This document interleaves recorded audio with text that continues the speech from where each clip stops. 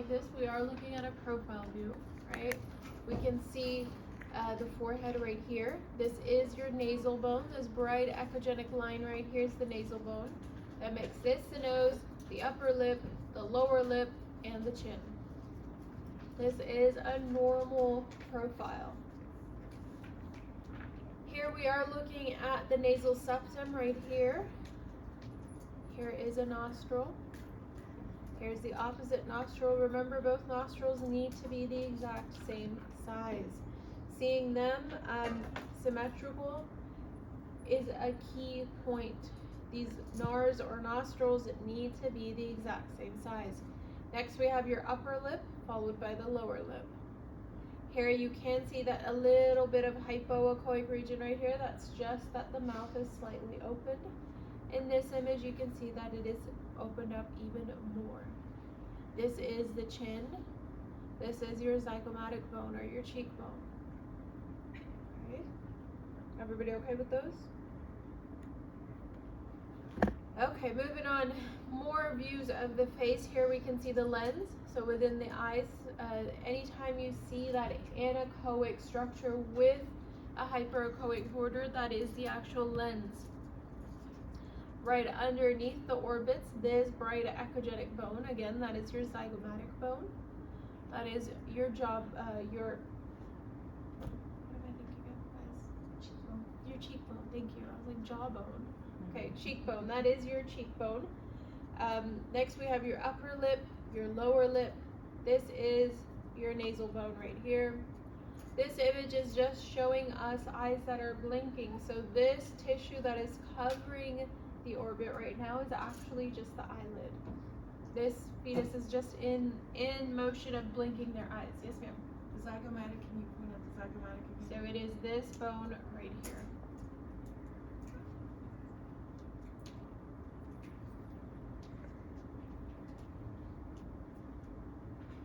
The only other bone here is your maxilla, which is this bone right here. That is the jawbone. Yes, ma'am. You said that the end is the maxilla? Yes. Right here. Because in the book it says mandible. Where are you? Sorry, you're right. So we've got mandible here. Then where have they got the the X right here is your maxilla. So here's the maxilla, here's your mandible. Those two are making up the jaw together. The bottom one is the mandible, the top one is the maxilla.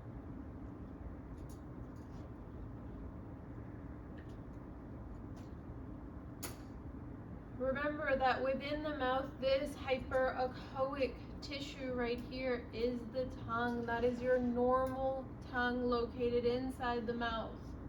Anytime you see it outside the mouth, you should see it outside, but then it should go back in. It should not just stay outside. If it's staying outside, then what condition does this fetus have? Macroglossia. Make sure for this chapter that you review those terminologies. Any of those macroglossia, microganthia, any of those terminologies that are just distinguishing those abnormalities.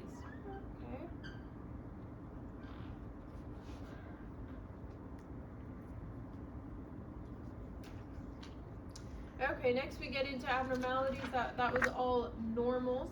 First thing we look at, remember this is your clover leaf head. You can clearly see the shape of the head is not normal, right? You can see that the shape of the head is now kind of abnormal. It looks like a clover leaf. Reason for this is because those sutures closed up earlier than they need to. They obviously closed up in utero. This is also known as that Kiel-Blatt-Schandl syndrome. Either know clover leaf or know that terminology. I don't care. Make sure you know this image. Okay. Here's another view, but here you can see here's the nose, the upper lip, lower lip, chin, but all this section just seems to be abnormal. You can't really make out the shape of the head very well here, but in this case, they said that it was a metopic suture, so it's creating that triangular shape of a head. More than this image is an obvious one, so make sure you know that one.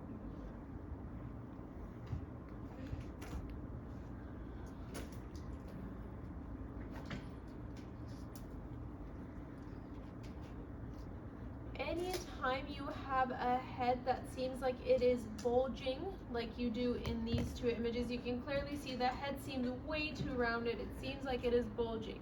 Yes? Everybody able to see that? That should link you to, hold on. Making sure that should link you to frontal bossing. Anytime you feel like the head seems very large, it seems very globule, it seems very rounded, that should be linked to, keep drawing a blank on it, but your frontal bossing. That's essentially just the forehead is protruding out, creating this shape. So the fact that the forehead is going out this much, creating this rounded, that is the frontal bossing. Here you can see a normal nasal bone, upper lip, lower lip, and chin, but the head shape is abnormal. Both of these images here are showing you absent nasal bones. Remember, look at your cranial vault.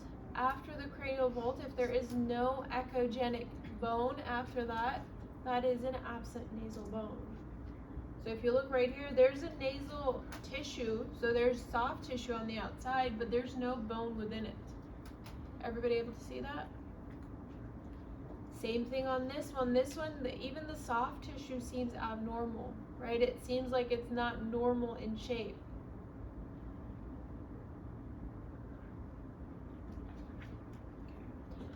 Next we look at, here you can clearly see that the tongue is protruding out. So an example right here, or even right here, you can see with the mouth open, all we see is soft tissue that is protruding out, and that is the actual tongue. And those are examples of what? Macroglossia. And that is associated with your Beckwith-Weidman syndrome.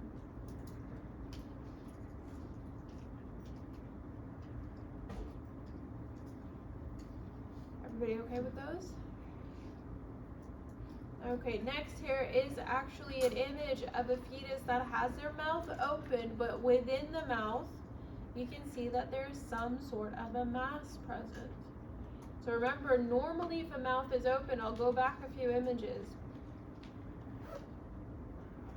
Normally if a mouth is open, it should be completely anechoic, hypoechoic. You shouldn't see any, unless it's the tongue, you shouldn't see anything else in there. Now, in this image right here, that is definitely not the tongue. Okay, there's definitely a mass here, but it is your sublingual cyst present.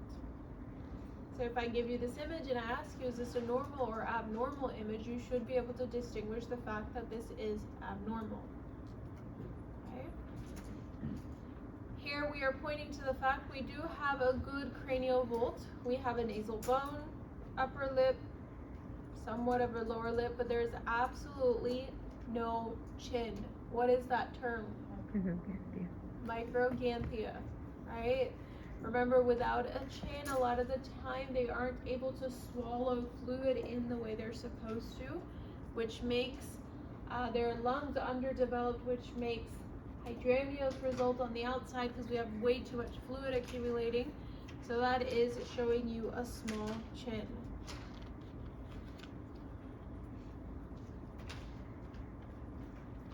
Okay, next we move into the eyes.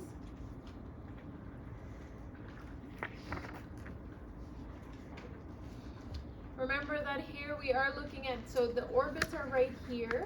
This and this are the actual orbits. These are lacrimal duct cysts. These are cysts that are enlarged in utero. So this is not the orbits. These are the orbits and these are the lacrimal ducts.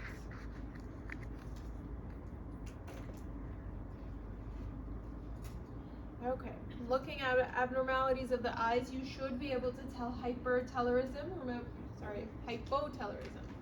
Hypotelorism is when the eyes are really, really closely spaced. So if you look right here, you can clearly see that the eyes are pretty much touching each other. There is no space between them.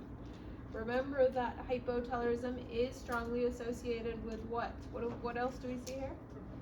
Proboscis, right? What was that?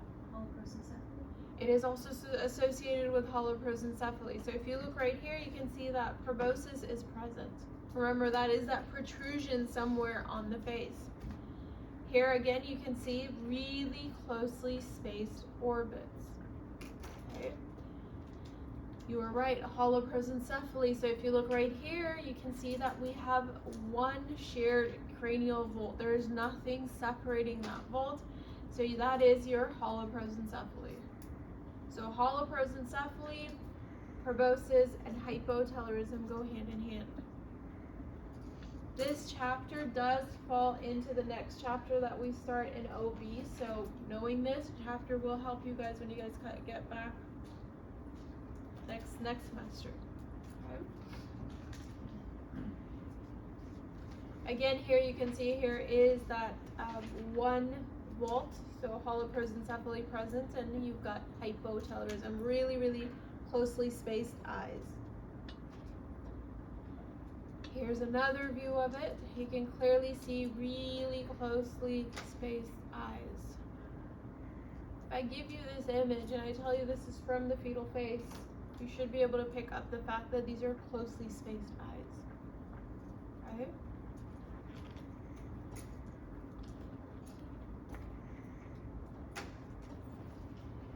Okay, next we get into cleft lip and palate.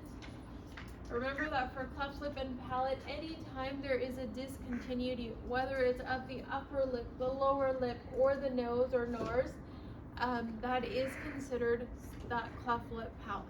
Okay, so here you can clearly see from the nose, starting from the nose all the way to the upper lip, there is a break. This is the actual cleft lip. Okay. Here's another view of it. You can see this, that keyhole sign. Same thing here, going from the nose down to the lips. I believe this one may even be going all the way down to the, oh, it's only the upper lip, but again, you can see from the nose to the upper lip, this is the entire clefting. Correct. Yes, ma'am. Can you show this previous picture, or the next one on there? That one. Where was the nasal? So here's a septum. Here's one NARS. And then you just have nasal tissue, soft tissue here. So from, essentially it's like the top of the nose, this part right here. From there all the way down there is a cleft that's present. So it's taking in the NARS of that side. Right? Everybody okay? So in our book, it's sideways. It's lying down. Correct.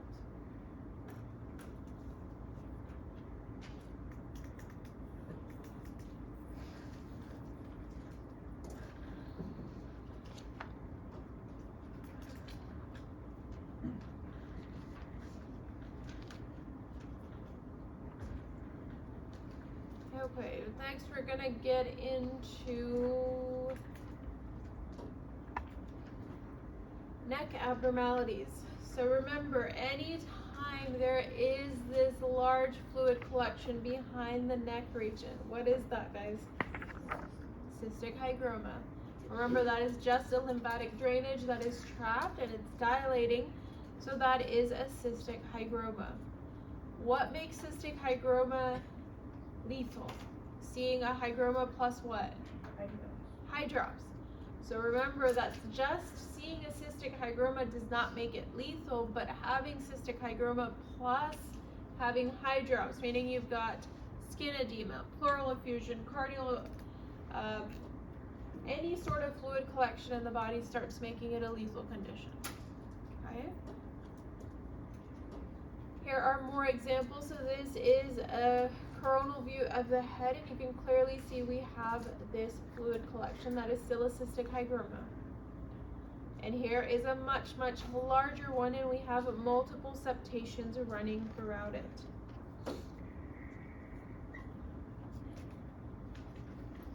So here is a patient that had a cystic hygroma, so you can see right here, plus they had lots of edema present throughout the body. You can see here is the lower leg, here are the feet, and you can see the amount of edema present. So this would be a lethal anomaly. The combination of those two makes it a lethal anomaly with a 100% mortality rate. Everybody okay with those? Yes, ma'am. When it comes to images, will these also potentially be on the exam, or are we just covering the brain center? No, we're covering both. Yeah. So any images I went through today, I want you to study these images like you're studying it for the midterm or the final. Okay? So that way once you come to the final, you're at least prepared with 56, 57, and 50. Whatever, 59. Okay? Cystic hydroma is related with Turner's. Repeat that. Cystic hydroma is related to Turner's. Yes, with Turner syndrome. It is strongly associated with it. A lot of the time Turner syndrome patients die in utero, and the reason for that is they develop a cystic hygroma plus they've developed hydrops.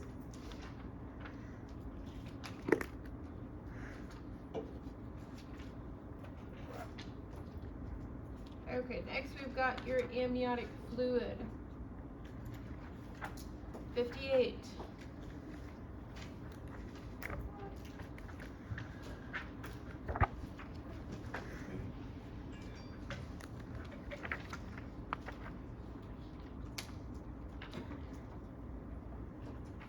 The biggest thing for this chapter, make sure you review,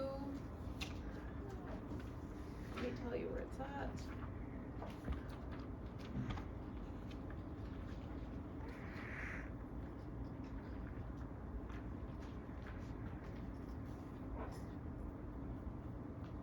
Okay, on page 1350, when it talks about normal levels, at the top of the page where it gives you borderline oligohydramnios, polygohydramnios for an AFI value versus your single pocket.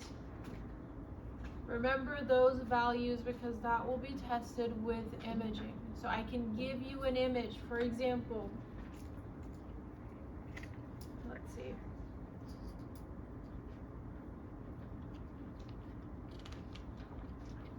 Okay, for example, I give you this image and you can clearly see it is measuring 18.65 centimeters. So that is a single pocket, right? Based on this, what do we have? Is it normal? Is it polyhydramnios? Or it is oligohydramnios? What do we have? Polyhydramnios. And then within, one second, let me find that as well. And then on page 1352, when it breaks down, right above the section that talks about oligohydramnios, it breaks down polyhydramnios into further, like severe, mild, moderate, and severe. Make sure you know those values. Yes, ma'am. It says borderline 20 or 21 centimeters indicating blue fluid, and then polyhydramnios is greater than 24. So this is actually a single pocket. So if you go back down, greater than 8. Unless, because if you look here, AFI is giving at 18.652, and that is what your quadrant 1 is measuring. So now if AFI was, I'm pretty sure we have an image of that somewhere. Maybe. So for example, right here, you see how the AFI number is greater, and then your single pocket is right here? That would be, then you can look at your AFI number. Does that make sense? But if you've got only one number and it's the same thing for the AFI, then judge it based on that single pocket. Yes, ma'am. With AFI, all of these quadrants are added together? So yes, with AFI, you take measurements of all 4 quadrants. With a single pocket, you're only looking at that one pocket and grading it based on that. Was there something in the book that said which one was more effective and cheaper? It's not. Generally, for clinical purposes, majority of places use AFI values, but in circumstances where AFI values are so low, or there's multiple reasons, sometimes doctors will go ahead and do a single pocket measurement just to know, okay, do we have any sort of fluid at this point, or are we not, but generally AFI is your most go-to. Okay? Is there a question on this side? Any other questions? Okay, so make sure, so now in this one, it's saying that the AFI is 32.36. So if you look here, it talks about polyhydramnios can be further divided into mild when a pocket is larger than 8, moderate if it's larger than 12, and severe if it's over 16. This one's measuring at 13. What would that be? Severe. Moderate. It says moderate is greater than 12. 12 here. So remember those values. Make sure you go through those values when studying for this chapter. It's even the images, because with the images, that's how you're going to see them. Okay? Because with, what was that? Is that still for single? That was for a single pocket, yeah. Your mild, moderate, and severe is only divided in for a single pocket. Okay? So make sure when you, because all the images in here, we're just looking at fluid, right? There's not much to study for images, but make sure you go back and look at those values. Yes, ma'am. Question? Oh, you're just, question? You said for a single pocket, that's where you can divide it into moderate and severe. Correct. It also says that AFI can also get divided by that on page 1352. Just following right after that. Yeah, just memorize all of those. Yeah, know those values. On the previous picture that were right there, for over 13 would be moderate. But the other one is severe. I would only give you one of those. If I give you an image, I'm going to give you one of those. Okay? The other one will be hidden. Okay, next. The only other thing you need to know for images here, if you see an image like this, there's absolutely no fluid around. What is going on? Oligohydramnios. Clearly, all we see here is the actual fetus. Here's the placenta. Here's the placenta. There is no fluid. You see a little bit here, but overall you can see that that pregnancy is crowded. That placenta, that uterus is completely crowded. That fetus does not have an area to move. That is oligohydramnios. Yes, ma'am. Where's, I can't see the baby in there.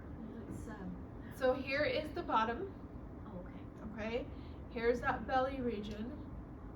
Okay. You've got legs folded somewhere around here. That's all you see. The head would be somewhere over here. We don't see the head. Oh, why So don't we this see is spine? just the body. This is like a coronal view, a side view of just the body and the bottom. Okay? Make sense? You see it a little bit now? A little bit. Kind of, yes. That's all I can ask for.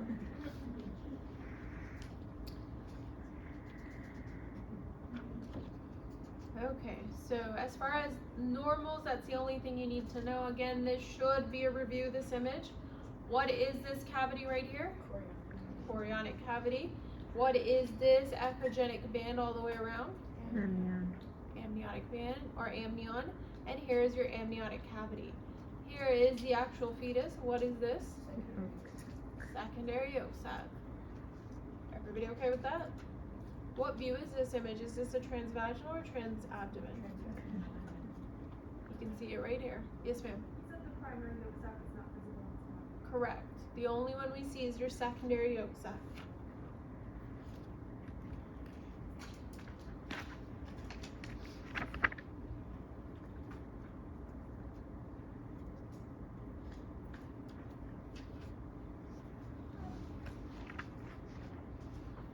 This is showing you an amniotic band syndrome. Remember, with amniotic bands, they can entrap the actual fetus, so they can cause abnormalities to the fetus. So if you look right here, you can see that here is the soft tissue of the arm, and then the other one, and you can clearly see that indentation. That is where the band is affecting this fetus. Okay. Amniotic bands entrap fetuses. Amniotic sheets do not. Make sure you know that. Yes, ma'am. Why can't we see the baby? Just because the band it's made up at this point on ultrasound, it's hypoechoic and we can't see it. That's why On ultrasound, the only way to tell it is when you've got some sort of an abnormality. Sometimes you'll catch it when you're scanning through at an angle kind of floating there, but a lot of the time it's not an easy catch. It's just because of the echoes that it's producing are so weak. Can you repeat what you said about the bands? So bands actually affect the fetus, meaning they can entrap the fetus just like this, right? They can cause a cleft lip palate. They can affect the legs, the arms. It essentially have some sort of a defect on a fetus. Amniotic sheaths do not. Okay? Amniotic sheaths just create a smaller compartment for the fetus, but they don't entrap the fetus. Like, they're not going to cause a defect on the arm. They're gonna make that compartment smaller, and that's why amniotic sheaths, essentially, these mothers have lots of miscarriages in the first trimester, but as long as we can get past that first trimester, generally speaking, this pregnancy will progress normally. Okay? Does OB have more images than the abdomen? Definitely. Abdomen only has 10 images, but in those 10 images, you've got, I think I said 24 points, or you've got 11 images with 24 points incorporated into it. But OB, I'll have to look again, but OB has a little bit more images. Okay? And that's going to be the only thing for this chapter.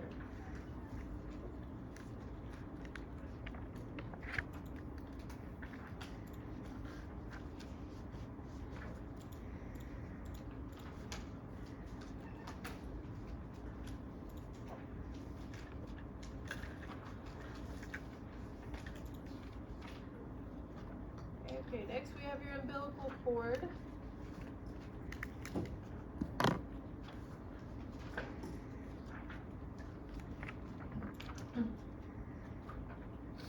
Remember, this is proving the fact that we have a 3-vessel cord. How many arteries do we have in a normal cord?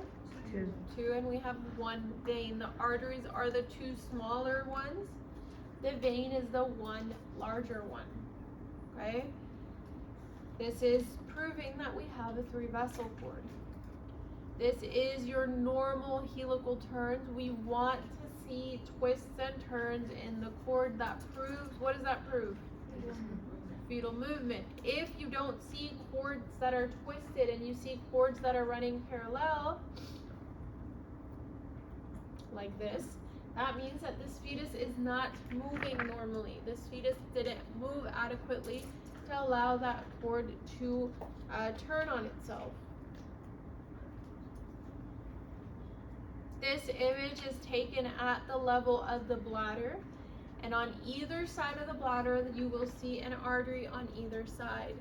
If you don't see an artery on one side or the other, that proves that we have a 2-vessel cord. Okay? This is the view that we look at to also prove that we've got 2 arteries. Okay? This is again at the level of the bladder. You put colored ochre on it, you can see 1 artery here, opposite artery here. If you have a 2-vessel cord, you just won't see color on one side. Okay?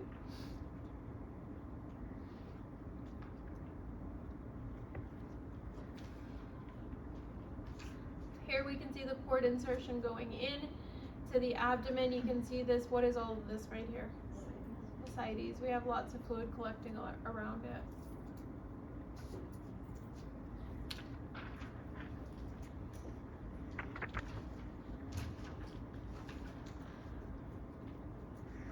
Okay, knowing the difference between an omphalocele and gastroschisis, which one has a lining? Omphalocele or gastroschisis? Omphalocele. Omphalocele have a lining around them. So if you look right here, you can clearly see that there is a lining around this herniation. This is an example of an omphalocele. Now, alpha fetal protein levels, which ones are higher, omphalocele or gastroschisis? Correct, because there is no lining around it. It's going to cause alpha fetal protein levels to rise significantly more than omphalocele. Okay, so this is an image of an omphalocele. Got a few more. But this is an image of a gastroschisis. There is no lining. You can clearly see this bowel and possible part of the liver is herniating out, and it's exposed to that amniotic fluid. Since it's exposed to it, it's going to cause alpha fetal protein levels to significantly rise. Everybody okay there?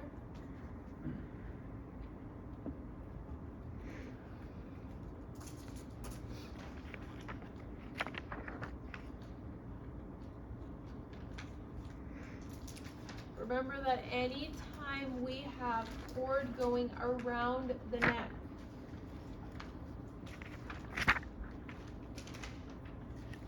so here is an example. This is a fetal head. You can tell that they've got it labeled as neck. And you've got cord going all the way around the neck. This is an example of a nuchal cord. These pregnancies have to be delivered C-section. They cannot be delivered vaginally. If they attempt to deliver them vaginally, think about it. That cord is around the neck. As that baby drops and tries to come out, it's going to make that knot even tighter around the neck, which is going to cause them to suffocate in utero. Right? Here's another view. You can clearly see this is a head, and you can see cord going all the way around. This cord is also not twisted. You see that? They're running parallel versus this one. So that means that this fetus was not moving as it is, and possibly they weren't moving because they've got cord around their neck. Yes, ma'am. As far as, suffocation of the baby, are we more talking about compression of The flow cord. in the cord? Okay. It's not a suffocation. Well, it is suffocation in the sense that they're not going to get oxygen, but it's going to be because they're not getting oxygen through the cord the way they need to, right? They're not breathing in that oxygen, but that oxygen's coming through that cord for them, right? So once that compresses, there isn't going to be anything able to get to them, right? And that's going to be it, because we'll review the placenta chapter next and look at these images there. Everybody okay with that?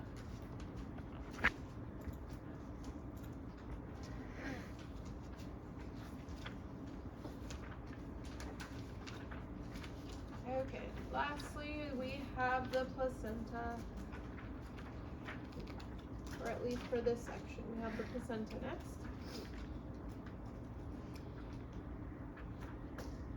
So firstly, we are looking at placental attachments. This is an abnormal attachment. You can clearly see the cord is attaching to the edge of the placenta. What is that termed? Battledore. Anytime the cord is entering to the edge of the placenta, that is considered a battledore placenta or battledore insertion. So here is the actual placenta, and you can see cord insertion right here. We want the cord to insert into the middle portion of the placenta. That way, each end of the placenta is able to perfuse nutrients to it like it should. Okay? Here we have an example of the cord entering the actual membrane. It's not even entering the placenta. Placenta is over here, but cord is entering here. And then it has to travel up and provide nutrients. So what is this example? Filamentous cord insertion. Here's the same thing. They put color Doppler to prove it. You can clearly see blood's being entered here, the cord's entering, and you can see these tiny vessels carrying all of that up to the placenta. These fetuses will generally be growth restricted because, again, there isn't a direct communication between the placenta, cord, and fetus. There is this region where it has to travel up, and that there is a little bit of a delay in growth. Here we are looking at placental implantations. Remember, here we have a placenta that is covering the entire cervical os. What is that considered? Placenta previa. What type? Complete. Anytime it is completely covering it, that is a complete placenta previa.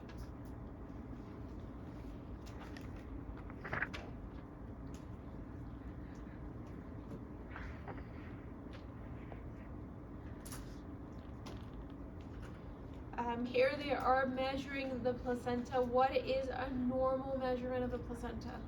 Placental thickness. 4. Anything greater than 4 centimeters indicates what? Placentamegaly. So this is measuring at 5.88. That means that this is a placental megaly.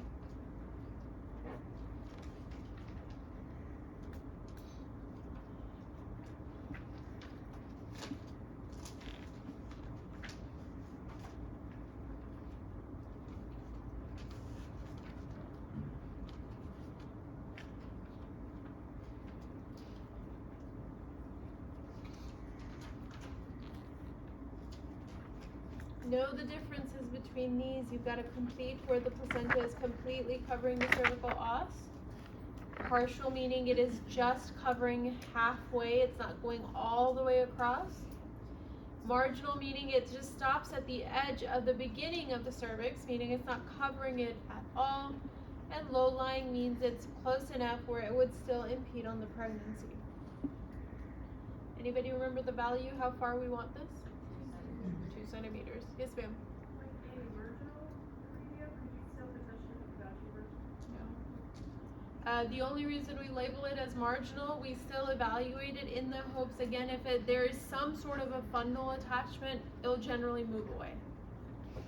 The only ones that don't resolve is generally your complete previous, because the placenta is essentially sitting here, so if the uterus is growing like it is, right, nothing is pulling it.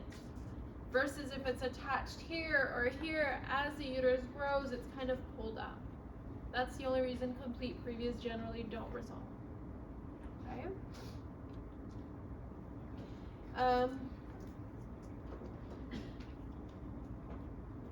These are all examples of complete previous. You can clearly see the entire placenta. There's a little sliver of tissue covering that internal os right here.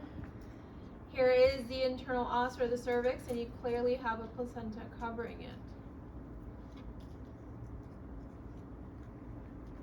All of these are placenta completes. Okay, so here is an example of a low-lying placenta. The placenta ends right here, and they are measuring from the placenta to the cervical os, and it is measuring 1.6.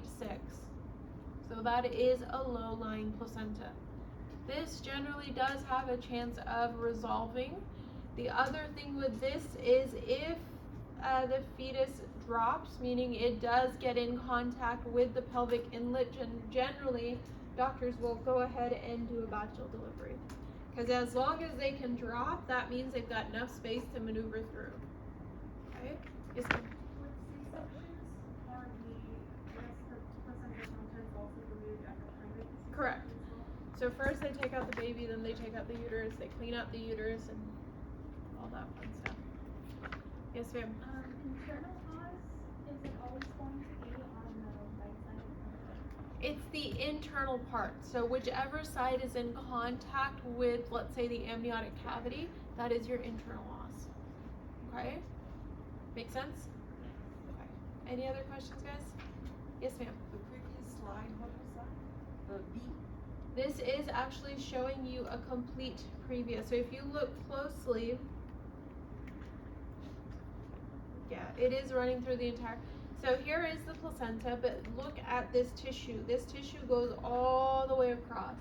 Even though it's a very thin layer of placenta that's covering it, it's still a complete previa. Here is your cervix right here. This is your internal os, and you can clearly see we have a tissue of placenta covering it. And the A is also complete. Is that Correct.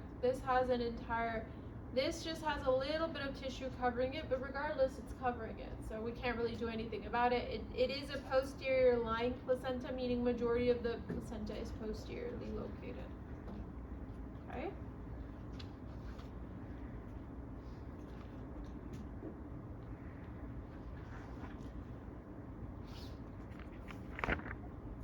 Okay, next we have your accessory placentas. Remember, this is when there are 2 lobes of a placenta connected by a vessel. Okay? This is also known as either your accessory or your subcentrate lobe. So here is the actual placenta, and you can clearly see here as well. So what it is you've got tissue here and here. It's not tissue running all the way like this. That's a normal placenta, right? So if you go up a few images, so for example, you've got placenta running here and here. That's normal, it's all connected. But if you have placenta here and if you have placenta here, that is your accessory placenta. Okay? Yes, ma'am. How long should a placenta maximum be before it starts to, Lengthwise? lengthwise, is there like a maximum or is it like? No, not that I know of. All around the uterus if it's possible? Not necessarily. I've never seen it. Generally, it's taking up like half of the placenta. That's generally what we see. Okay. Remember that these do have to be delivered C-section wise, and it's very important to know that these patients have an accessory placenta, because think about it. Doctor takes out one placenta, or if they end up having a vaginal delivery not knowing that they have an accessory placenta, one placenta is left in there. That means that that is going to cause lots of infections for the mother. Okay?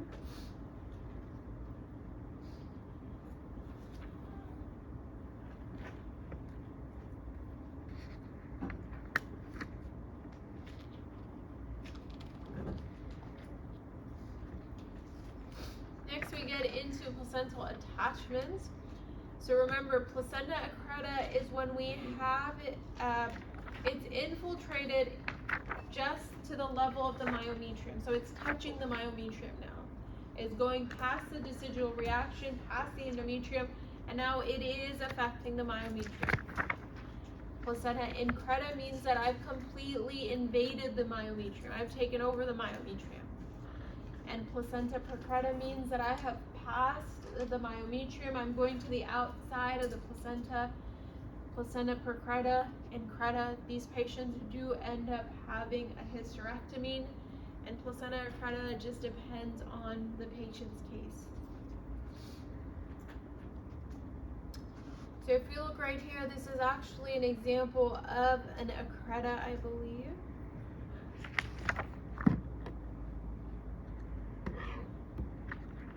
Doesn't say which one, but regardless, one of the best places to look at this is the relationship between the bladder and the placenta. Normally, here's a bladder, you should see some myometrial tissue. Here we just move in from the bladder to the actual placenta. There is absolutely no myometrial tissue to be seen. That indicates that the placenta has taken over the myometrium. Okay, I'm gonna go up a few slides just to show you.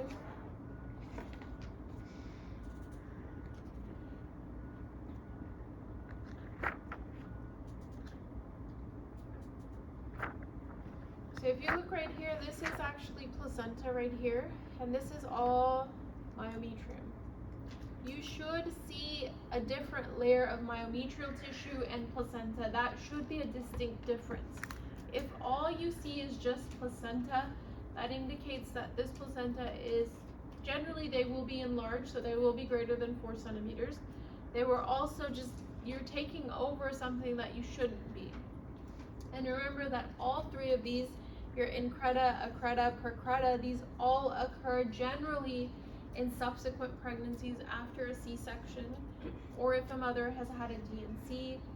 Any sort of scar tissue that is there, that is where placenta attaches to. And generally, if a patient has had prior surgery, that scar tissue is a little bit deeper, therefore that placenta can get in deeper, essentially. Okay? Everybody okay with that?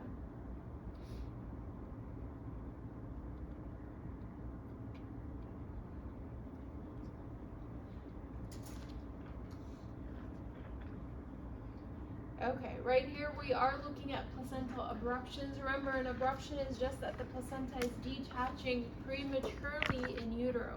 The placenta detaches after birth, that is the secondary birth, or the afterbirth, but in utero it should not detach. So here is the placenta. This should be touching here, right?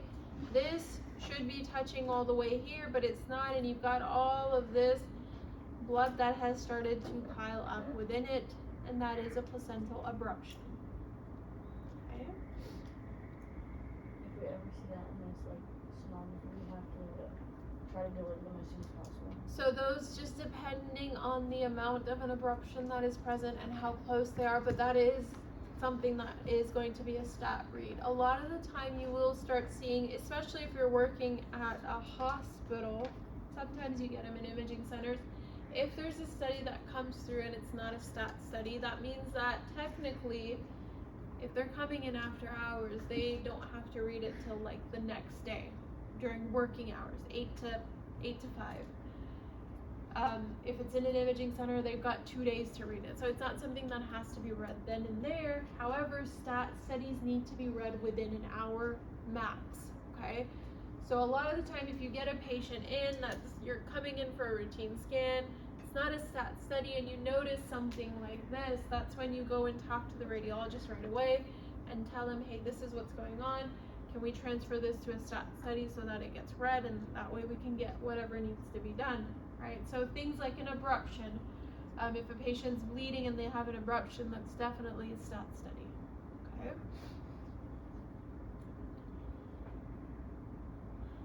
And I believe that's going to be it for this chapter. Any questions on those?